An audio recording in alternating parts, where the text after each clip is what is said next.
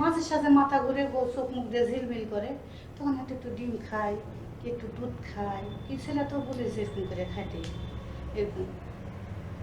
তো আলু মানে খাই না, 2-3 মাস থেকে আলু খাই নিয়ে সবজি খাই। ডায়াবেটিসের কোনো রোগী যদি মাটির নিচের কোনো কিছু না খায় আর সকাল সন্ধ্যা যদি 40 মিনিট করে হাঁটতে পারে, বাস এদেরকে আর কোনোদিন কিছু খাওয়া লাগবে না। আমি একটা খাবারের লিস্ট তৈরি করতেছি, আর কিছুদিন পর থেকে ডায়াবেটিস রোগীদেরকে ওটা ধরাই দেব। ওইভাবে যদি ডায়াবেটিস রোগী চলতে পারে, চলাটা স্বাভাবিক, আমি সব কিছু বিচার বিশ্লেষণ করে ওটা তৈরি করতেছি। যদি চলতে পারে, ওষুধও খাওয়া লাগবে না, ইনসুলিনও খাওয়া লাগবে না। ডায়াবেটিস বলে কোনো রোগ নাই, এটা হলো চোখের আর মুখের আর কানের ধোকা। আমরা চেষ্টা করলে এখান থেকে বের হয়ে আসতে ভালো হয়ে যেতে পারি। একদম। এটা যেমন আমি তো 3 দিন 4 দিন 8 দিন পর পর ওষুধ খাই, আবার ভালো থাকি বলে কেন খাই?